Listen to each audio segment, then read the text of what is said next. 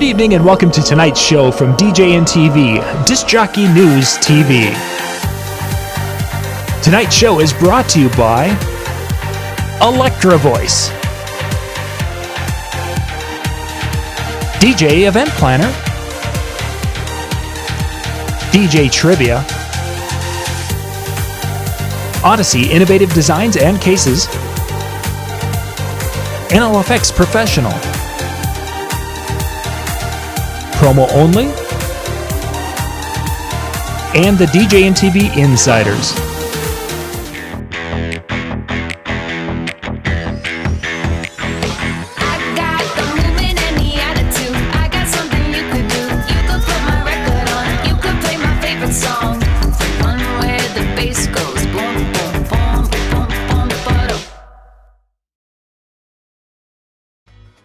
DJ Event Planner will change the way you manage and run your business. Streamline all of your procedures and software into one easy-to-manage system. DJ Event Planner, the ultimate online planning tool.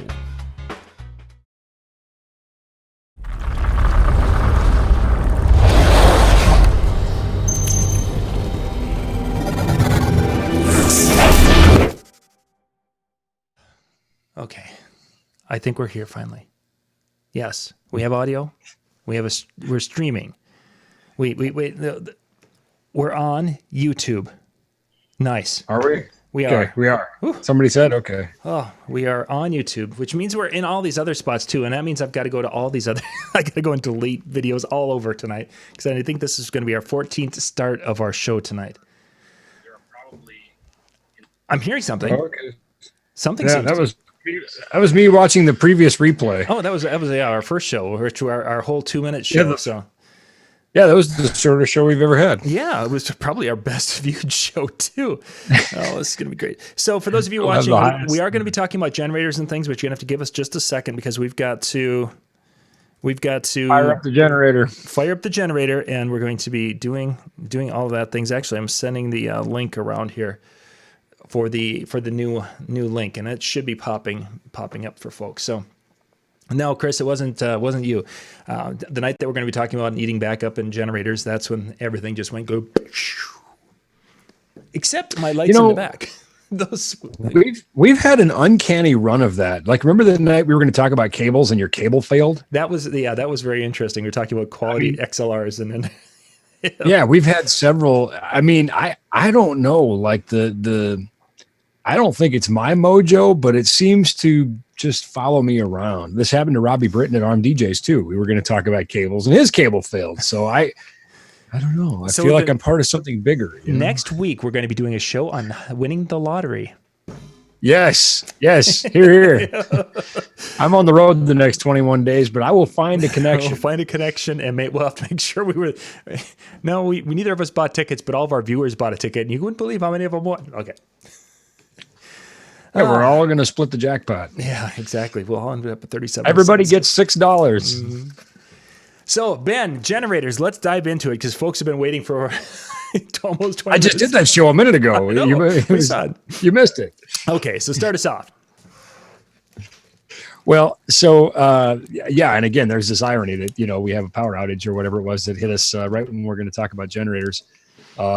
And that, of course, is one of the places generators are useful is in the case of outages. But typically, we know we're not going to have power to begin with, and that's why we bring a generator. Usually not a backup necessarily so much as the primary power source in a place where we otherwise wouldn't have power. Or enough power in some cases. And I've got a picture of me with a generator from one of my shows. Will pop up a little later. But principally, there's two kinds of generators, and I guess we'll call them normal generators and inverter generators. And I'll kind of get into the difference here in a little bit. A couple of the really key considerations when selecting a generator for your event would be, number one, power draw. How much power do you need to produce, in order to power your rig? And then, of course, how accurately does the generator reproduce a sine wave? Obviously, clean power is essential to producing clean audio. It's the lifeblood of our entire rig. And then a few others that would be really important to me is, and in no particular order because they're all important, fuel consumption. How long can this generator run? Can you refuel it while it's running, which leads us to fuel types. I'll kind of come back to that. And then noise. How loud is the generator? If the generator is really loud and obnoxious and you're trying to do sound reinforcement, that might be a real problem. You're creating ambient noise in an environment where you're trying to create sound. So we'll kind of hit some of the highlights of that. I'll just throw in the fuel thing right quick. Most DJs are using gas generators. That's very typical, very common, some like the Honda EU and that sort of thing. Other types of generators would include diesel, which is a much less flammable fluid, but probably a bit larger unit, maybe. Most of the generators that we use, well, pretty much all the generators that we use are diesel. And then also there's even like hydrogen and some other things. And if we think about it, and I'm just going to get off the real topic here for a second, because it wouldn't be a show with me if I didn't, right? So I just want to get this out of the way right away. Pretty much all of our power comes from a generator when we think about it. Yeah, that's true. Whether it's hydroelectric or wind power or even, a fuel-fired plant that generally uses steam on a turbine or something. And it's all fundamentally the same at the beginning anyway. So tell me where you want to go from here. And we've got some really important nuggets we can cover when it comes to generators and reliable power. Well, you kind of started in mentioning the idea of the understanding the load or how much you're going to need for power and wattage, which we just did a show a few weeks back talking about getting sound from 100 watts. And I've since that show, I've been playing with some different little inverter type devices. And I've been finding out that when you were showing the music and how the dynamic range of the music would cause a different load, I've been seeing a lot of that. Specifically, if I'm doing a type of music, we don't overload this little inverter. If I'm doing things that have a larger dynamic range, we're overloading that little inverter. And yet it wouldn't seem that we should, but we are, because all of a sudden we have our spikes, which is something that we have to take into account for when we're talking audio for surely. Absolutely. And most generators, if you look at their ratings, they will have a continuous power rating, which is not that dissimilar from what we just talked about with our audio power show. And then most of them, will handle some surge, some transient amount of power. So that's an important thing to look at. All generators are definitely not created equal. So dig into those specs a little bit. Yeah. Talking about power draw, this is a really good place to jump in, I think, because it's very difficult, it seems, for people to find out how much power their gear draws. And the only reason I say that is because of the overwhelming number of messages I get with people asking me, saying, I've got this, and this. Can I use it on this generator? Generally, I try not to get too deep into it because there's a level of complicit there. If things go wrong, you're sort of you're involved with it. Yep. But two, what I really want to do is help people to understand how that can vary and how they can solve this problem for themselves on a continuous basis. So in the simplest of terms, when we're talking about generators, most of them are measured in watts, which is a little bit confusing to people because our circuit breakers in the panel are usually measured in amperes. Yep. So if you have, amps for breakers and watts on the generator, that can be a little bit difficult for people to do some of the math. Now, I'm going to make it even worse by saying that there's two different ways we can measure this. There's real power and there's apparent power. So depending on the power factor, and that is the ratio, whether we have resistive loads or reactive loads, is going to give us a different wattage rating as opposed to a volt ampere rating. So now that I've just told you how difficult and frustrating this can be, I'm going to tell you that there's a much simpler way. And you and I really need to start getting a commission from Kilowatt because we just talked about them last week. And, it's another time we can mention this. This little device here is probably the easiest way for you to figure it out. Now, be mindful that you don't overload it. So, I don't necessarily recommend it says, max power 1800 watts. Let's take this in chunks, but we can take this and measure the power draw of some of our gear and take some notes. And bear in mind that plugging in a powered loudspeaker and playing music softly through it is not going to give you a very meaningful number. We really have to do this, the way we're going to do it at an event. And then we can start writing down some values and say, okay, this speaker drew about this much power used at that level. And, look for sustained numbers and look for peak numbers and that sort of thing. And likewise, you'll find other devices use, varying amounts of power and start to tally that up. And then, of course, just like we always talk about with audio, having enough rig for the gig, have enough generator. There were a few generator spec sheets that I read that talked about, 100%. And I thought, gosh, why would you ever run anything at 100%, And then there were others that said 25%. So I think if you have a generator and you're running it at 60, 70% of the load, you're probably just fine. You've got some overhead there. You're not working that thing too hard. But in the simplest of terms, the other way you could do this, and I would say a distant second best, is you can look at the fuse ratings for your devices. Now, mind you, that is the maximum amount of amperage that fuse is going to allow before it trips. It's probably not what you're realistically drawing. So if you do this by fuse ratings, you're going to have way more generator than you need. But we can take those fuse ratings times the voltage. In the US, it's 120, and that will give us our wattage. So power equals volt times amperes in a purely resistive sense. The kilowatt's the best way, though. It's real world.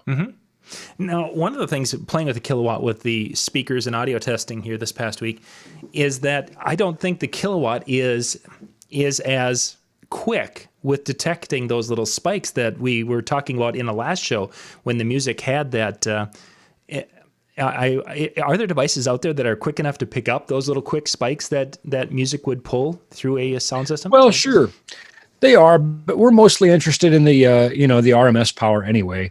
But, those who are more comfortable with electricity, there are clamp meters that we can use. There is actually some kits you can go to Home Depot and buy, and again, sort of at your comfort level, but it has a device that you can plug in to the source, the power, and then you can plug into the load and then clamp around. I've kind of made my own, but I would say that is really only for experienced people. Right. So you can get this device, and depending on the quality of the meter, it'll be a little faster at picking up those transients. But again, remember the amplifier itself is not responding instantaneously because the capacitors and things in there are sort of absorbing some of this. Yep. So I would say just kind of, let's look at approximate amount of power, that we're using, pad it a little bit for safety, and you're going to be in good shape. Yeah. And I think that's one of the points I was finding out as I'm doing my stuff is that, okay, so is a 50% pad, is it 100%? And depending upon the devices, some things needed that additional to make sure that it had that additional room. So we kind of figured out, get an idea of kind of adding up the wattage and different things, what we have, we make sure we have that little padding and such. Which devices, I mean, you mentioned inverters, you mentioned generators, and there's a difference between the two. Which one is the right one for our application?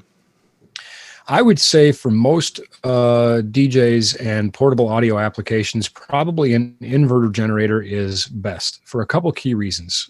Number one, and by the way, I'm just going to take a little tangent because I'm a nerd, and I'm going to do a nerd thing here, and we're going to talk about how power is generated. Basically, when we start, moving, we've got generally magnets and coils. When we start moving a wire into a magnetic field and we start generating power, most generators are AC by nature, and that's due to the direction of travel of the wire in the magnetic field. But we can use things like commutators to make DC generators and that sort of thing. But I just had to throw that in. I think it's fun to sort of know what's going on here. Why does it work? Why does a rotary engine make power? Same way that rotary wind does, or a rotary turbine in water or in steam or whatever. So we're doing kind of the same thing. The difference, though, is if we look on our kilowatt, it also says Hz, which is for Heinrich Hertz, and that is the measure of cycles per second, just like audio. And again, in the US, our power is 60 hertz, 60 cycles per second. So in order to do that in purely a spinning magnet wire type generator, our RPMs have to be very consistent, because that also creates the cycle rate. And so that could be a bit tough to do, especially in lightweight, low cost generators. So an inverter generator does a couple things, and it can do some things really well. Before I say what it does really well, it's probably a good place to just say they probably weren't thinking about you, though, when they invented it. They were thinking about the millions of other ways people are going to use generators. So there are a couple features that we might want to be a little bit wary of. A lot of features are driven towards, RVs and that sort of thing. So inverter generators typically generate power in AC, then convert it to DC, and then convert it back to AC. And the way that it gets converted back to AC is just like kind of like an inverter in a car converts DC to AC. You have a device, a circuit that is synthetically creating a sine wave. And in so doing, it can clock itself and basically maintain a very consistent 60 hertz, regardless of the RPMs of the generator. So that allows you to run the motor, the actual combustion engine or whatever it is that's powering this thing, at different revolutions and still maintain a consistent 60 hertz output. It also allows it to do a really good job with voltage, to try to keep that voltage very consistent. And the last thing that inverter generators tend to excel at is, and again, the generator companies by and large understand that nobody wants loud things, but they make them very quiet. Some of these things are below the threshold for speech.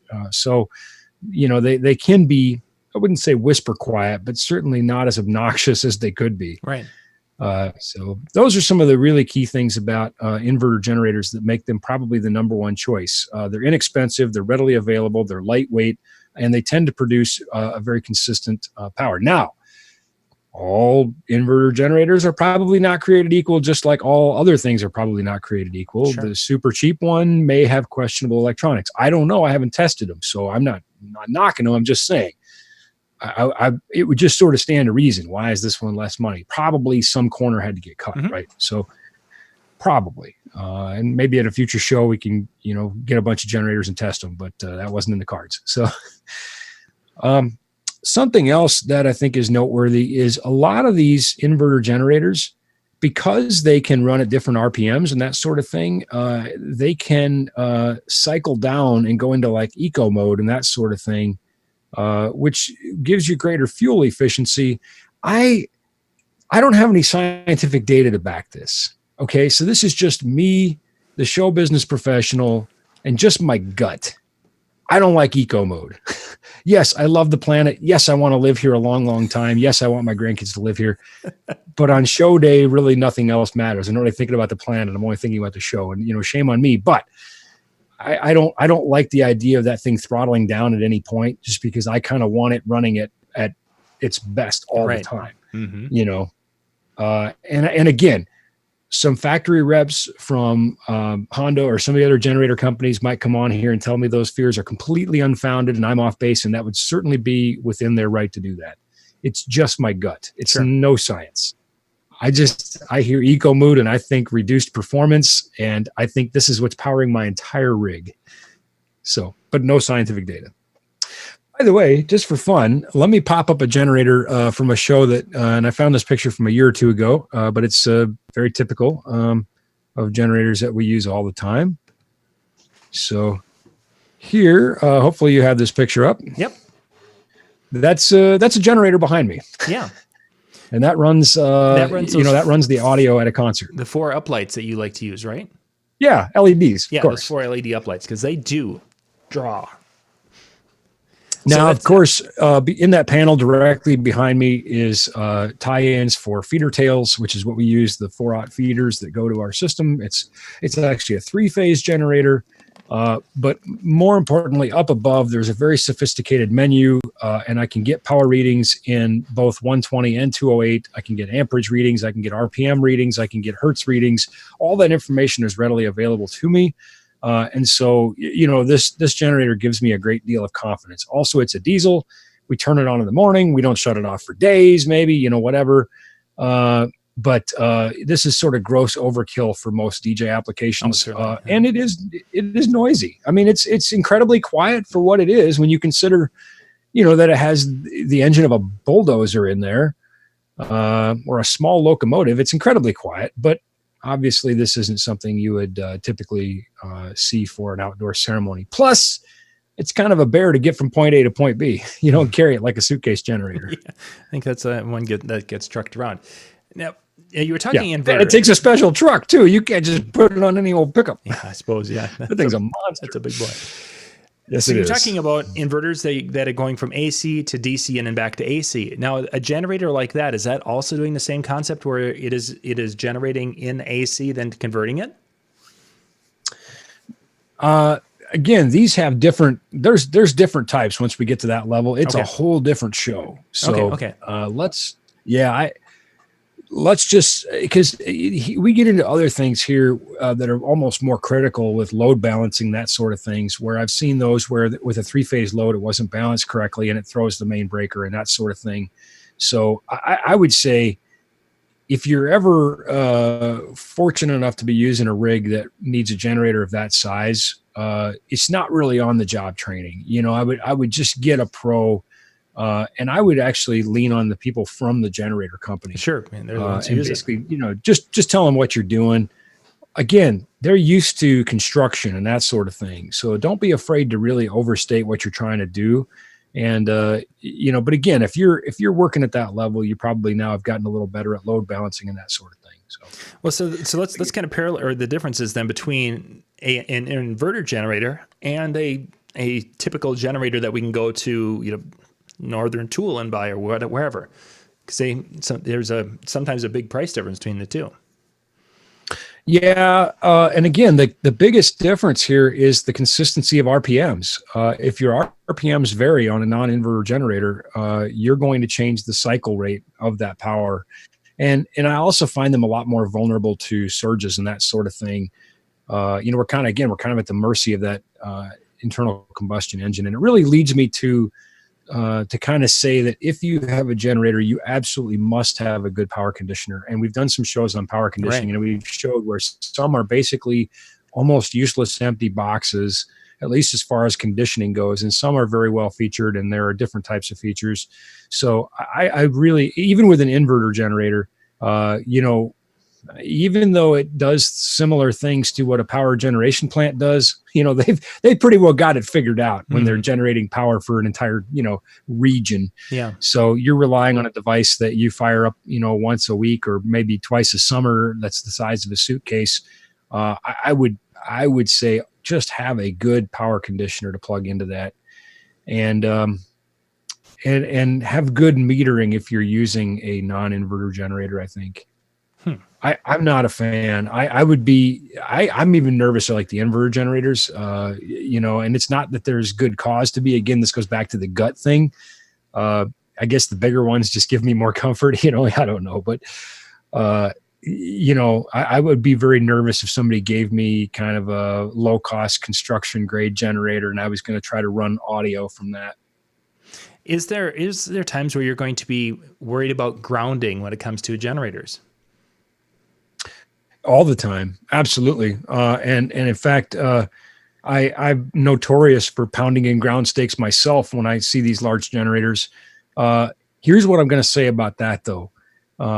Always follow the manufacturer's directions. And I just don't even want to say any more about it, because I don't want to tell you anything that might be contrary to what you might read. Whatever you read or whatever they say, that's what you do. Okay.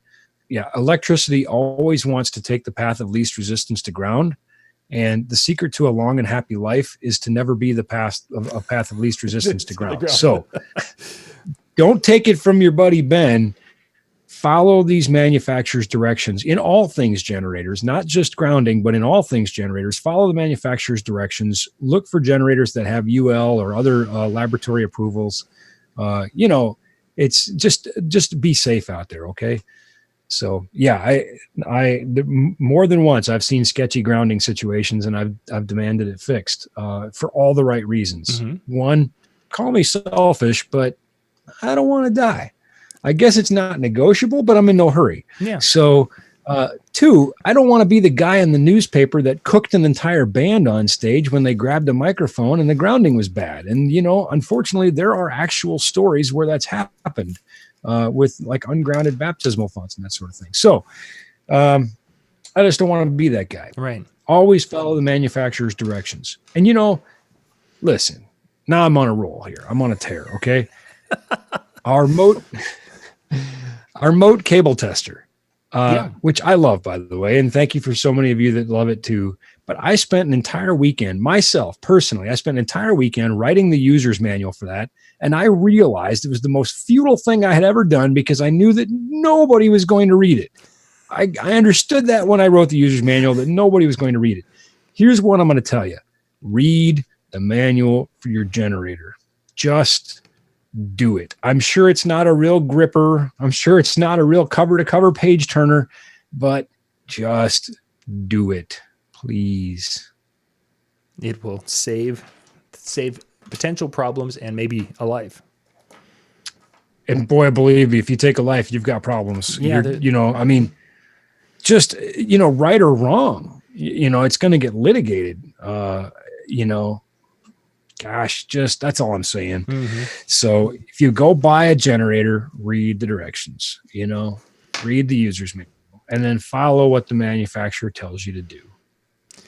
So you've talked about diesel generators, and of course, gas is very common. And now propane. You were mentioning other different. Is there a certain type? If you were going to in the market for buying a generator for doing some sort of application, what would be your direction that you'd want to go and look at? Would you or recommend looking at when it comes to different fuel sources and such? If I was a mobile DJ, which I was for 15 years, by the way, so there's a few people out there that just have to take a little shot at it. They say, well, Ben doesn't know, he's not a DJ, he just does concerts. Okay, well, I'm sorry that I'm no longer a DJ and I'm not helpful to you, but I was for 15 years and I did probably close to 1,000 shows. So anyway, if I was back to being a DJ or doing portable audio where I wanted a small portable generator, I would probably get gas. I would probably get a gas-powered generator. Mm-hmm. Yeah. Yeah, that's what I thought you were. Yeah. Just had to clarify. I'm sure my wife is watching this, laughing. She's like, so anyway, both ways. She's like, both ways. It doesn't matter. Already has it. Yeah. Well, it's your cooking, honey. Anyway, I would probably get worms. So anyway, I would probably get a regular gasoline generator right now, just because you can get it anywhere. But I think there are some real awesome advancements. There are some dual fuel ones too, by the way. I'm sorry, I forgot to mention that. There are some dual fuel propane gas, and propane's a lot cleaner burning, I believe. So that might be a consideration. Again, the only reason I might think about getting gas is just because it's you can get it anywhere. But propane is super common too, and hydrogen would be a little more on the fringe for me. And I would not get a small diesel generator. I would, if I was going to get a big generator like you saw in the picture, absolutely, that would be diesel every day. But we just had like a regular run-of-the-mill, nothing special maintenance done. Oil filter, air filter, and a few other things. DOT certification on one of our trucks. It was $800. Diesels are expensive to maintain. They run forever, but it's another vote for the gas generator, I think. Oil change on my pickup is, $50. Yeah. Oil change on a semi is $800. I don't know. Anyway, a little bit different. So, yeah, there was a few other things in there too with the DOT certification and diesel particulate regeneration or something, but I don't know, whatever. Truck drivers that are watching the show realize they're like, wow, Ben's pretty smart when it comes to audio, but he's a moron when it comes to diesel. Yeah, I am. That's okay. I got a guy for that. One other thing that we should mention, now that we've covered fuel source, get a dual fuel and you're covered, go propane, gas, whatever, maybe go propane, go gas, whatever you're comfortable with, is wattage, which we started talking about. And if the generator is not enough wattage, this is a cool trick. If you have a compatible model, you can actually get two generators that are designed for this. It's another feature to look for, parallel linking, and you can link them together. And so now instead of having a 20 amp receptacle on the generator, you can get in this linking kit. Some of them will have like a 30 amp receptacle. Some will have like a 30 and a 20. Others will have like a 30 or a 50. So, if you need serious power, you can combine two of these.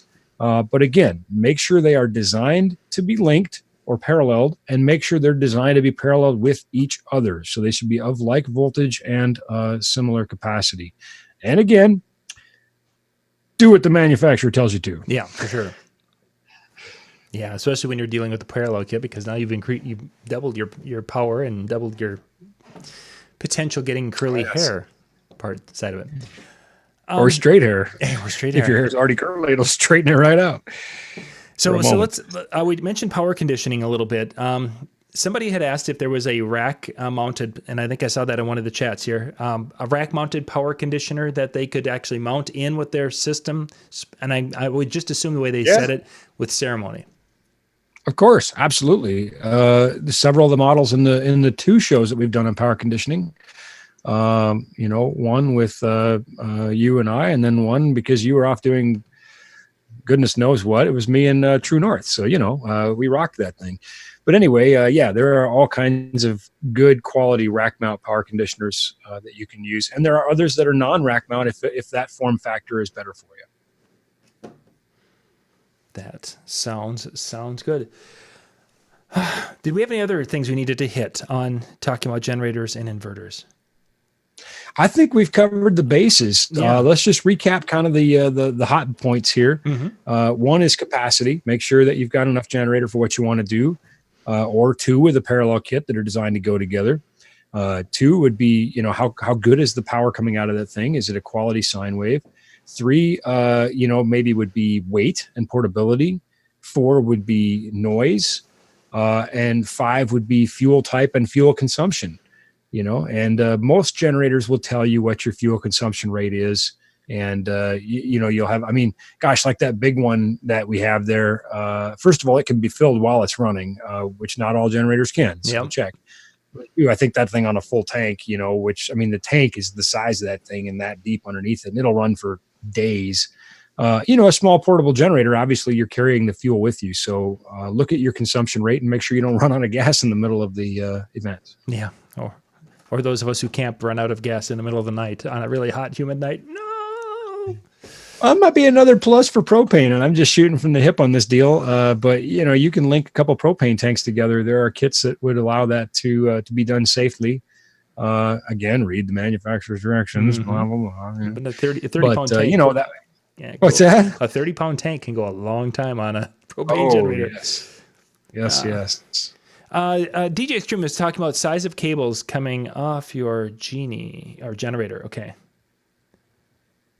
Yeah, the generators are often called Jennies, as a fun parlance or whatever.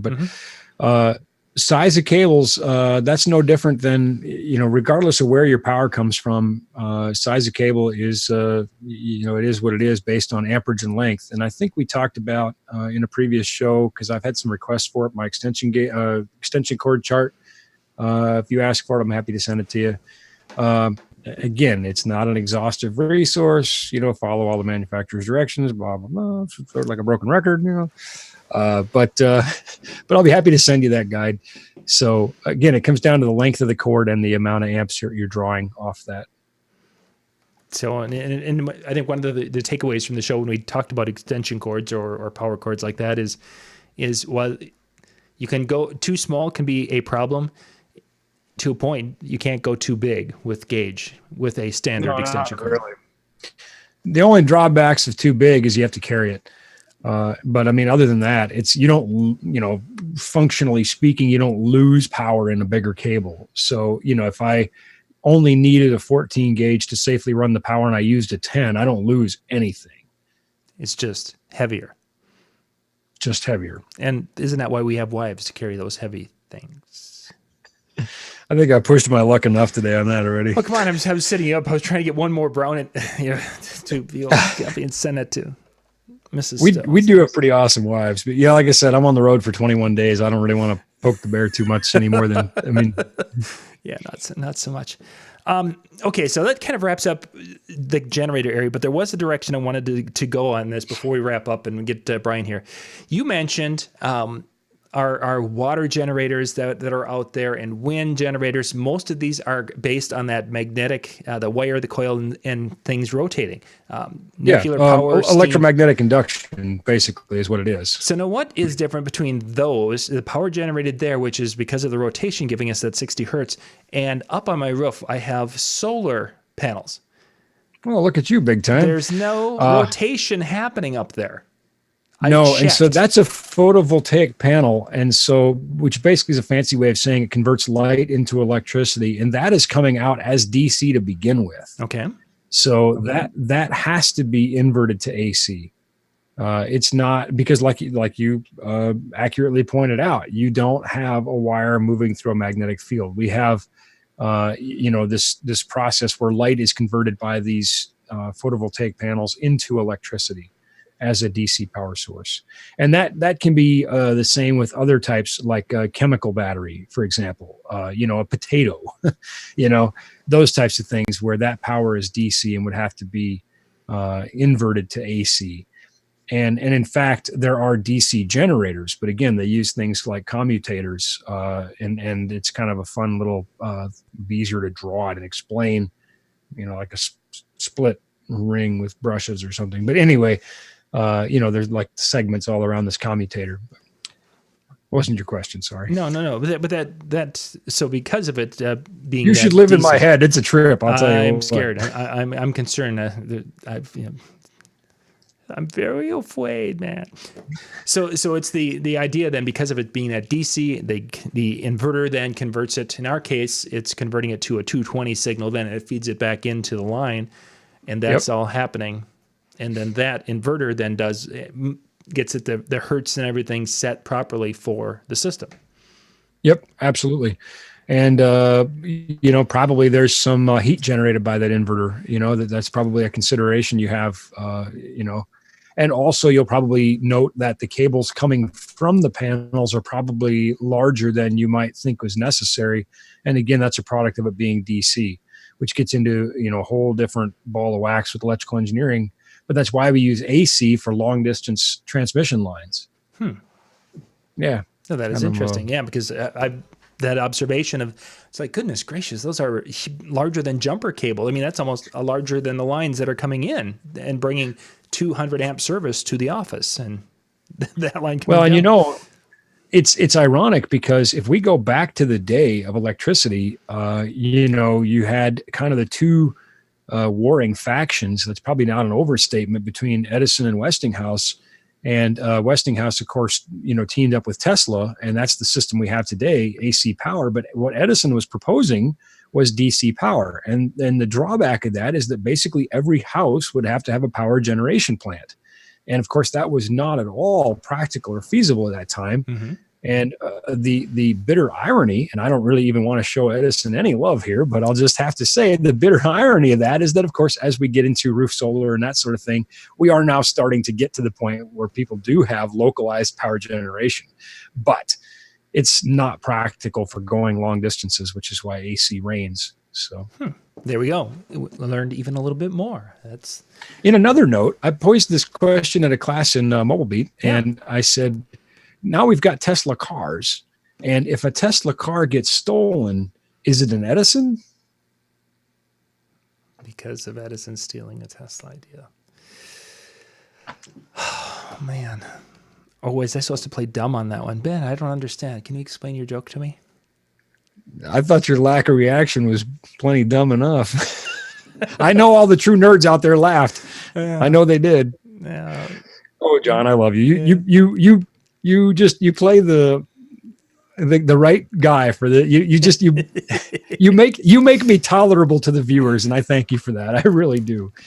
I think they thank you too. You bring a lot of balance to the show. So now, viewers, I'll say this: you should see John and I when we're off camera.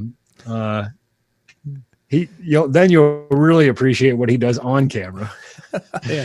Well, some have gotten to see us when we've done a couple of our live shows on location, which that gets to be kind of fun when we can do those and have some fun with it. So, well, we need to wrap up because we've got Brian Red, who's going to be ready here in the wings in just a moment. So, for all of those of you watching at the different spots, I think we peaked out at about 85 people watching at the different locations tonight. So we want to thank everyone for being with us in our early problems with the show. And Yes. Thank you. yeah, we will be bouncing back here a couple more times this summer as we have more topics. And if there's something you'd like us to cover in our Tuesday night show, even if it's a smaller topic, then we might add the 10 question night. We might be doing one of those. Or if you have something more in a larger fashion like the generator, send it to either Ben or myself, and we will put it on a show this summer. So, Ben, thanks for being on. Gang, thank you for being with us, and we will catch you next time. Good night, everybody.